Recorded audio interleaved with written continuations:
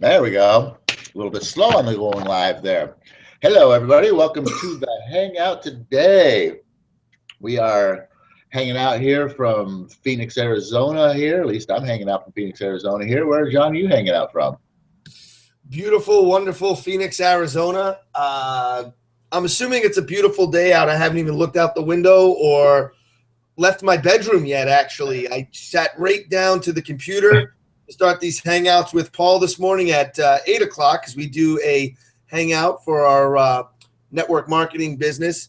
And Google was provided us with another of those funky mornings. So unfortunately, I didn't get to join Paul on our first hangout that we do, but I got to join him on the best hangout that we do, and that is the SellAHouseArizona.com Property Noodlers hangout. So welcome to one of our favorite days of the session.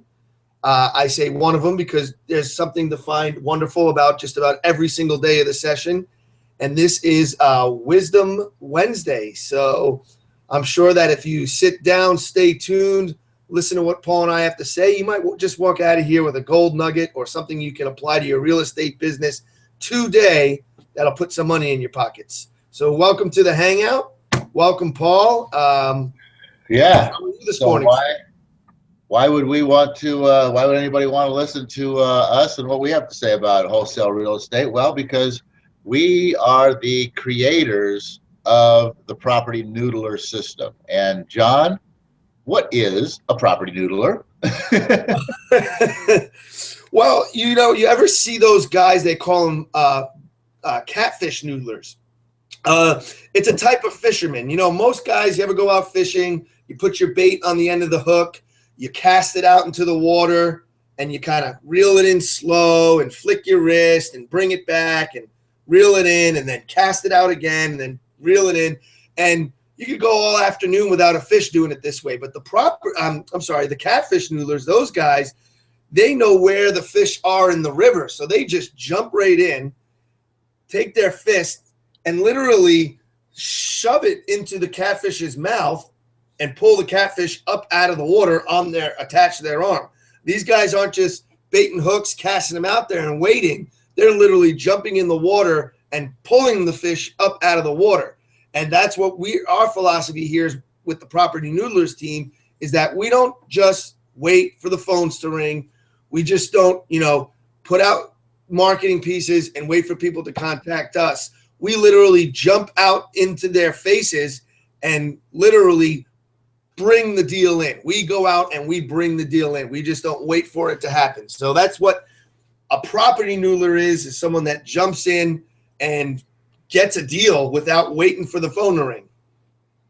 Yep, and to condense that down into just a couple words, basically a property noodler is a wholesaler that eliminates randomness. Okay, why would you want to be eliminating randomness? Randomness is freaking costly. That's why. Every cast of that line costs you money as a wholesaler, where when you're property noodling, there is no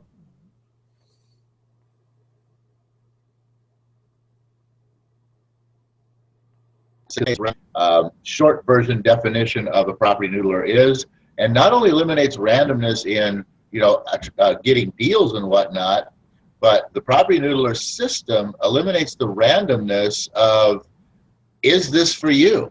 Real estate investing, this wholesale thing, it's not for everybody.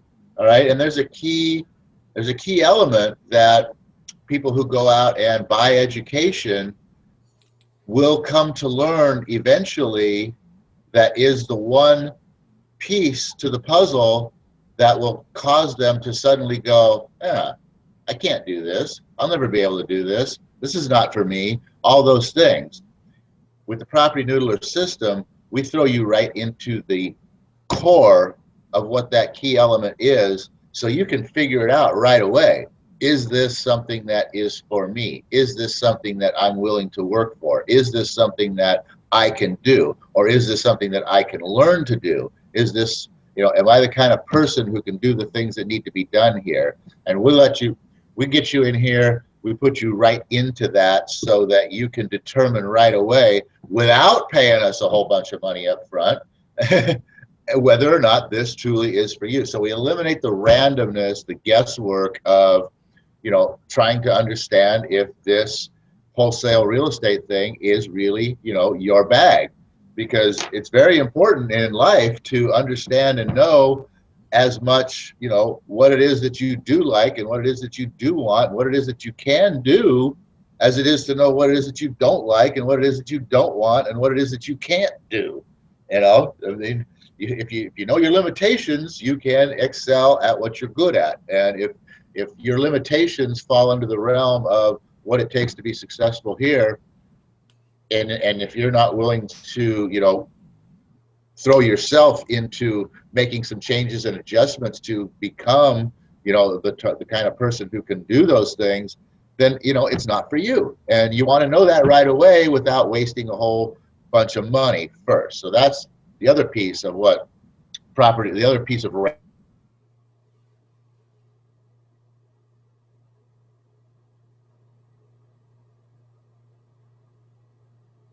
So with that, what kind of gold nuggets did you bring to the table today? I hear that you just all I heard in the last 2.5 minutes was, what gold nuggets did you bring to the table today? So I kind of missed what you said, but it was breaking in, coming in and out. But I like what you said there about the PropertyNoodlers system eliminating randomness. So the gold nugget I says, how do we do that? Well, first of all, I just went through that. I just went through all that. That's what I was saying the whole time, is what we eliminate randomness in is not just bringing in deals, but also the randomness of understanding whether or not wholesale real estate is for you. So you don't have to go waste a whole bunch of money figuring this out. So those are the two things. That's awesome. That's awesome gold nugget right there. Yeah, so I was going for the content here now. So what are the gold nuggets of content that we're bringing to the table today? I was actually not even going that direction of bringing up how working with Paul and I system is going to save you a lot of money and find out if wholesaling is for you.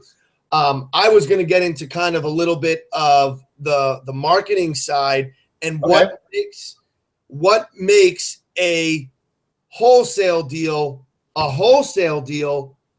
What makes a property owner or a property something you want to approach and try to make a deal out of in the first place? Because of eliminating randomness, it's not like we're going out and we're knocking on every door on a block or sending a letter to everyone on a block or blanketing an entire zip code with a postcard or a letter. Sure, if you've got $40,000 budget and you want to send out 1 million flyers, well, it wouldn't quite buy you 1 million, probably 45,000 letters maybe to 45,000 random people, you might have some calls coming in, but then you're going to be fielding a bunch of calls of randomness, the majority of which I guarantee won't be a wholesale deal out of a random thing like that. And what we do, and the point I'm trying to make here is that you have to know the difference between a motivated seller and someone that needs to sell their property as opposed to somebody that wants to sell their property. There's a big difference between of needing to and someone who wants to. The person who wants to sell their property that doesn't really need to, they're not really motivated. Selling sounds like a good idea. They just want to hear what you would have to offer. You're wasting your time there if you're looking for a wholesale deal. Now, working with the motivated seller, they're in a situation that compels them to sell quickly. They need our help for whatever reason. There's a multiplicity of reasons why someone may be motivated. They're going to need to sell. They're going to need our help. And, selling that property at a discount for cash that can come to them quickly is something that they need to do. So you have to first make the distinction there.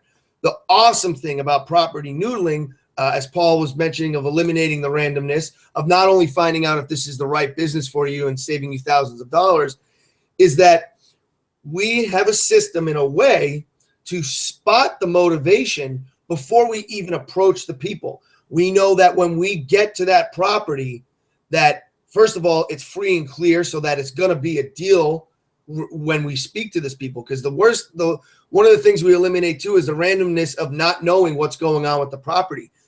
Someone saying yes to you, getting that property under contract, and then opening up title just to find out that it's over encumbered with, unnegotiable liens and judgments and deeds of trust and other things attached to that title. We eliminate that randomness. We know that if the people we're marketing to say yes, there is actually a deal to be had there. So that's one way to eliminate the randomness. The other way is to be able to pinpoint specific, I would say, economic and financial situations that these sellers are in. So again, your marketing is directed. Your marketing is pinpointed and focused in on a particular seller that has a high likelihood of being motivated to sell. Our system has a way of finding those people.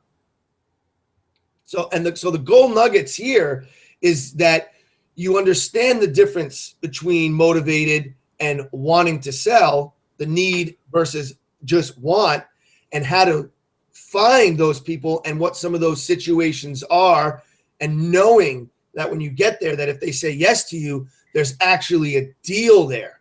So understanding how to do those things, how to look for those things, that's kind of the key to being a successful wholesaler. I think you put something really cool in there that, quite honestly, I don't think we've even used before, but I'm going to expand on it, and we're going to start using it. You mentioned that our preparation basically allows us to do pinpointed marketing.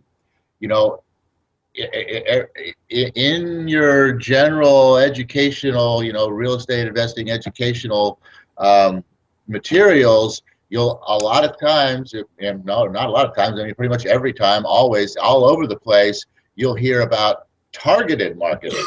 Okay. Now, targeted, what's the difference between targeted and pinpointed? Well, targeted obviously is okay.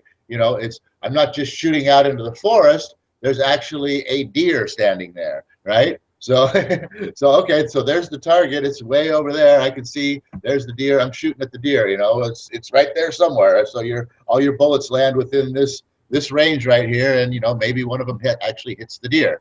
But the pinpointed marketing, when you're standing there and you're looking at the big forest, and you go, oh, there's the deer, and then all of a sudden you see this little red dot, right in the spot where there's okay.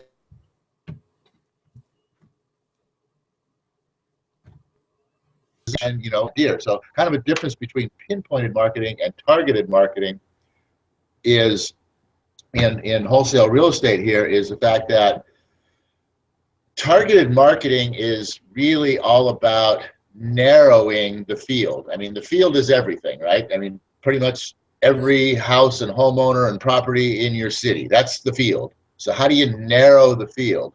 Well, you narrow the field by qualifying certain parameters. Like John said, one of the things that we know about our properties is, maybe not that they're all free and clear, but we know that there's at least, enough equity in that property that there's a deal there. And so one of the things that you might want to try and narrow down in your marketing is, potentially how much equity is in that property. And so that's one of the areas where you can narrow it down. Another thing is location. You can pick a location, certain, maybe a zip code or a whole county or, wherever I mean, Maricopa County's kind of big. You're not going to pick all of Maricopa County, that's for sure. That's why I might say a zip code, but there's a lot of small counties around the country that, you might be able to pull out a whole country. You might narrow down, when was their mortgage taken out. So there's all these things that you can narrow the field. But you got here's the field, and you start to narrow it, and maybe you can get that down. Your targeted marketing gives you something like this that you're shooting at. Pinpointed marketing, as John was talking about there, is the fact that, okay, even out of those things, the person that's going to call me on the other end, all right, I know they should have probably better than 50% equity, say, in their property. So then I know there's room there. There's potential deal there, possibly because of that. I know that they're in this specific area. Okay, I know that they're this. I know that they're that. I know that they're this. So you have a general idea of who's calling on the other end, but again, you really have no idea if that person has any motivation whatsoever. Once they call, now you have to start figuring out, is there a deal here? Is there a potential possibility here? Does this person have any desire whatsoever to sell their house? Are they calling up to cuss me out and tell me not to send them any more letters? Who knows what the heck that person, on the other end of that phone is going to be ready to talk to you about. So again, the targeted marketing, I like to call it targeted randomness, because there's still a huge element that can play a factor in whether or not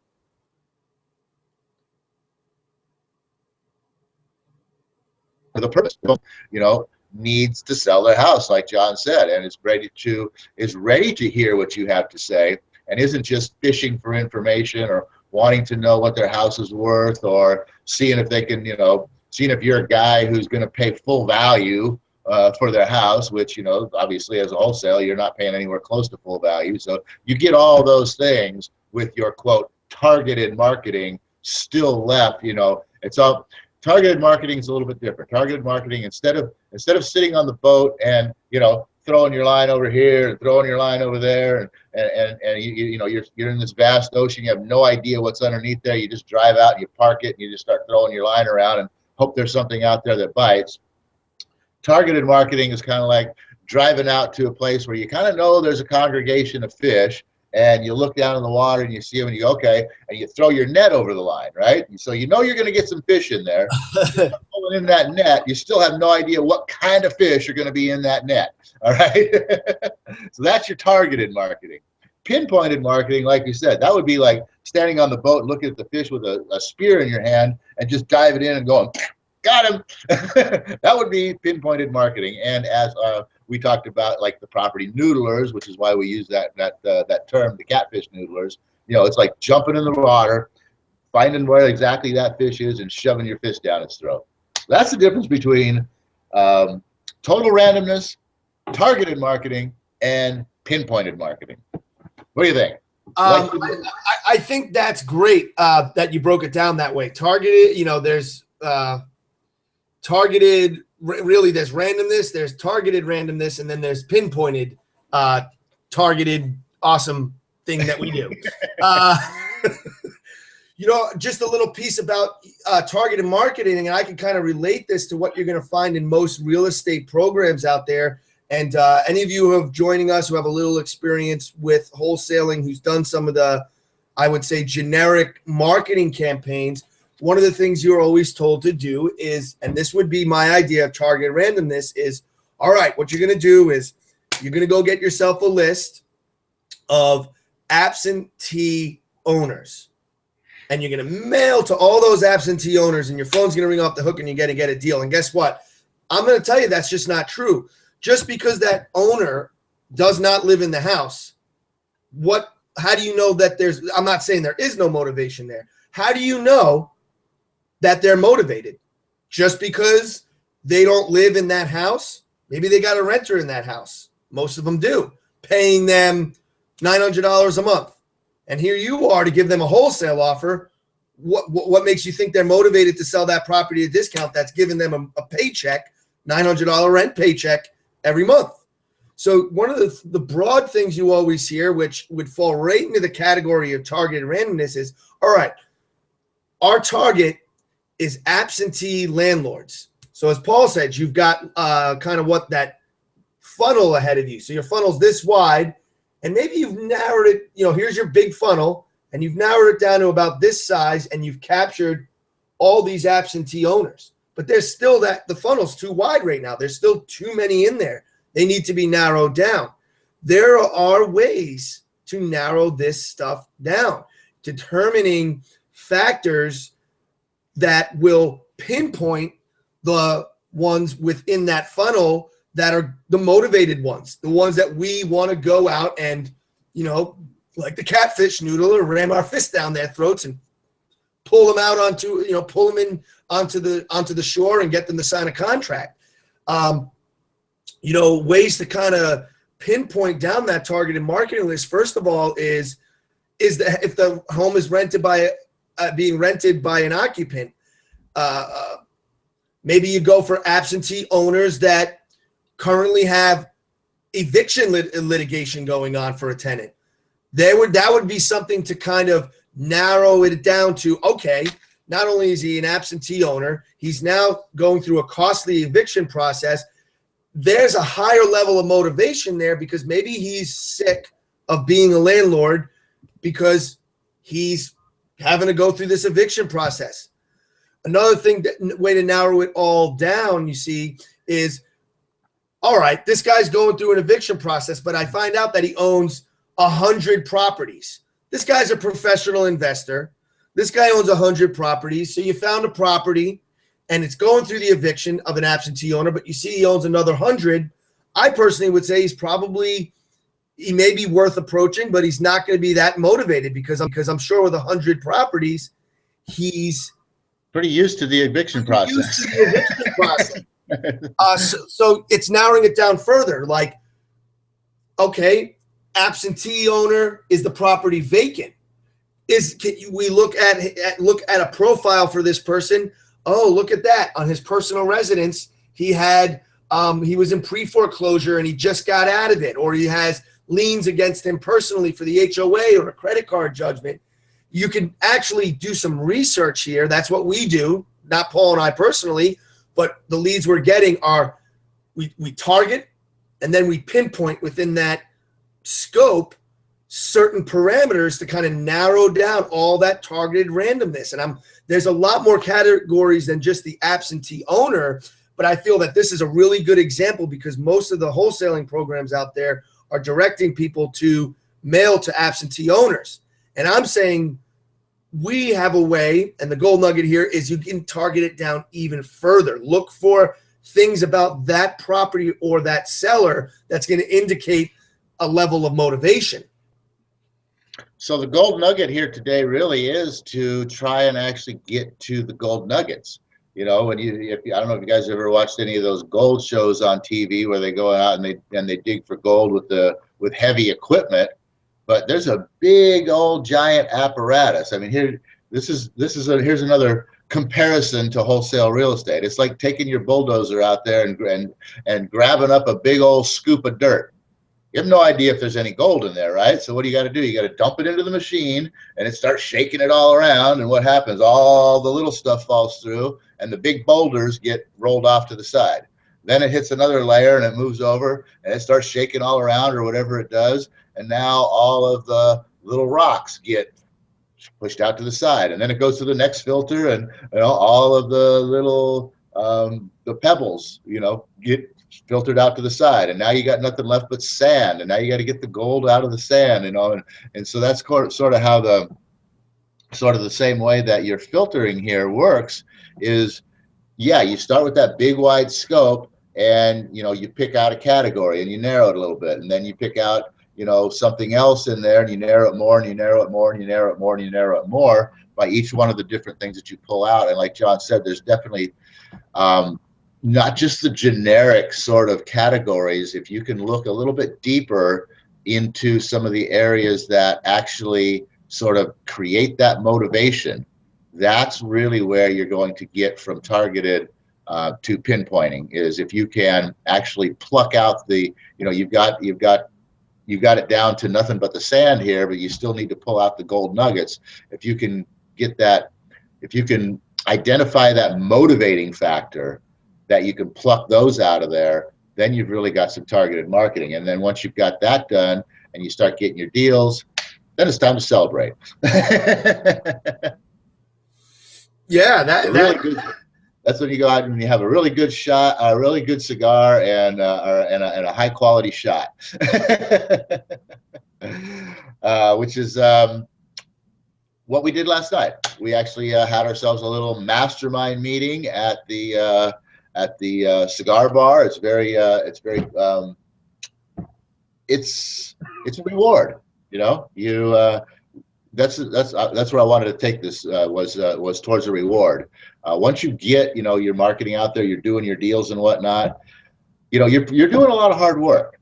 You got to have some fun. You got to make this worth something. You know, you got to have something that, you know, you're shooting for, not just the fact that you want money, or not just the fact that, you know, you're doing this for your family, which, I mean, that's a great thing there, but you got to have something for yourself. And that's very important, because you need to be, as a human being, you know, you need to be rewarded. You need to have a good time. You've got two sides to you. You got your thinking side, your analytical side, and then you've got your, you know, your creative side, your fun side. And the creative side, your fun side there's a side that wants to do things for you. The other side is there's a side who thinks about, you know, all the right things to do, kind of a thing. You know, the creative side's a little selfish, but you have to feed that. You can't starve that side of your personality. You have to be able to go out and enjoy something for yourself. So we put together these little masterminds and go out, and we have a really good cigar, and we'll have a really high quality shot of some sort of alcohol. If you don't partake in alcohol, you can find something else you can do, but I just want to throw this one out there as a potential reward that you might enjoy. And you know, it's both a reward, and like I said, we also use it as a masterminding session. We get, you know, 2 or 3 or 4 of us together here who are all of the same mindset, and we sit down and we catch a little buzz, and we talk a little business, and you never know what comes out of that stuff. You know, a lot of good things come out of there. So it's a combination reward and sort of exploration time. And the interesting thing is, I got to say, you know, I don't even think you can go to regular stores. And I know if you go to regular restaurants and bars, they don't even serve this high quality booze. And, you know, going out and buying it for your house, I'm not quite sure where you go buy it yet. I got to find that out, because I want a bottle of that real house for a shot every now and then. But the fact of, you know, I don't know if you're a drinker or not out there, but, you know, you've gone out plenty of times. If you are, and you drink a lot of booze, and you get up the next morning and you feel like crap. Now, I don't know if it's just because this stuff is so good that you only need to have a very little bit, that, you know, you don't get that horrible feeling the next day because you've had such a good time on such a little bit, or if it's just the fact that it's really, really good and awesome, and it doesn't affect the body that way. I don't know which is which, but it just, you know, you wake up the next day and you feel perfectly fine. So something you guys might want to look forward to if you like to partake in a little bit of the drink every now and then. So I just wanted to throw that out there, as, you know, like I said, you gotta have something within this system, within your desire to, you know, be successful at wholesale real estate, or anything for that matter. You got to have something for yourself, you know, something, a reward that makes it all worth it. And with that, John, we got just a few minutes left, so why don't you wrap this whole thing up and take us out of here? You know, just to kind of sum up what we talked about here on the Hangout today, is coming up with a marketing plan to find the motivated sellers, and understanding the difference between the seller that needs to sell and the seller that just wants to sell. Big difference, big distinction. It's understanding that distinction really is the difference between success and failure in this business, because you want to know the type of seller that you want to be negotiating with, spending your time with. You don't want to be wasting your time with unmotivated sellers. We want to find the ones that have the need for our service, the ones that need us to come in and, so to speak, save the day. Not to say you won't get deals from people who want to sell your house. It's just going to be smaller margins and take longer to get them to say yes. So there's understanding those two distinctions. And then also what we talked about here was, you know, you have to have targeted marketing, as you know, rather than just complete randomness, but creating a system, or in this case, really what we're trying to urge some people to do is jump into a system that's already created, that's taking that targeted marketing and further eliminating the randomness within that targeted market you're going for, and actually we've introduced the concept of pinpointed marketing. And as Paul kind of wrapped up, offer yourself some sort of reward for success. For me, one of the things I did, and I was at this cigar bar with Paul last night, and my mouth still tastes like an ashtray, by the way. But what I did for myself is, one of my favorite things is a restaurant called Filiberto's, and I love the California burritos. So I came to a point when things were a little bit slow for Paul and I, as my own personal way of motivating myself is that, okay, I'm only going to have this California burrito when I every time I close a deal. And I guess either I love closing deals and making money, or maybe I think I actually like the California burrito more, because that seemed to do the trick. And, since I implemented a reward system for myself, I feel like we've been closing more deals. I've been eating more burritos. I'm at the point now where I need a new reward because the burritos are making me fat. So having a reward system for yourself and understanding all these things that make a successful wholesale marketing system, it's really the key to your success personally and in this business. So with that, I'm going to toss it back to you, Paul, to close this out, as we do with the Napoleon Hill prayer. Oh, universe, I ask not for more riches, but for more wisdom with which to create or make better use of the riches given to me at birth, consisting of the power to control and direct my own mind to whatever end I might desire. What is your burrito? All right, everybody, see you back.